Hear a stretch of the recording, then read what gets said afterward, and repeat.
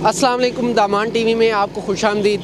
आज हम खैबर पख्तूनख्वा में जाली डिग्री स्कैंडल का जो सबसे बड़ा स्कैंडल है उस पर बात करेंगे। पिछले 10 सालों में गोमल यूनिवर्सिटी में जो तलबा को टेम्परिंग करके रिज़ल्ट्स के अंदर डिग्रियां जारी की गई हैं, ये मसला जो है वो एक सलमा नामी तालिबा है जिसकी डिग्री वेरिफिकेशन के लिए जब आई उसमें टेम्परिंग की गई थी और उसका जो रोल नंबर 4054 था उसमें बीए का इंग्लिश का पर्चा फेल था मगर उसे पास किया गया टेम्परिंग करके। और उस तालिबा सलमा ने Dera Ismail Khan high court bench में यूनिवर्सिटी के ख़िलाफ़ केस कर दिया।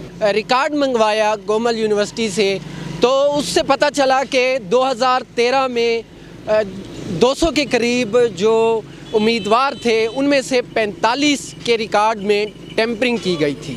और इसमें दिलचस्प बात यह है कि एक लाइब्रेरियन और प्रोफेसर पर मुश्तमिल कमेटी बनाई गई, मगर ये जो केस था जो कि नैब का केस बनता है, जो FIA का केस बनता है, उसकी बजाय जो है एक अंदरूनी कमेटी बना के एक लाइब्रेरियन के हवाले की गई है। और वो लाइब्रेरियन साहब जो है और वो प्रोफेसर वो इस केस को देख रहे हैं। अगरचे के दामान टीवी ने बहुत कोशिश की कि इस हवाले से जो कंट्रोलर साहब हैं या VC साहब हैं उनका मौक़िफ़ लिया जाए, ताहा ना तो VC साहब दस्तयाब हुए हैं इस हवाले से और ना ही कंट्रोलर।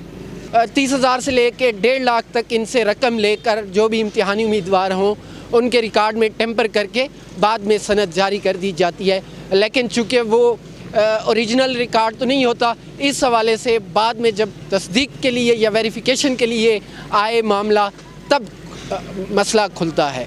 हुकूमती इदारों को इस पे भी सुप्रीम कोर्ट को आज खुद नोटिस लेना चाहिए। जो बिल्कुल जेन्युइन केस होते हैं, जो मुस्तहिक तलबा होते हैं, उनकी हक तलफी ना हो। और दिलचस्प बात यह है कि यहाँ पे सिर्फ तलबा की ही बात नहीं है बल्कि ऐसे सियासतदान भी है, ब्यूरोक्रेट्स भी हैं जिन्होंने इस बहती गंगा में न सिर्फ हाथ धोए हैं बल्कि डुबकियाँ लगाई हैं।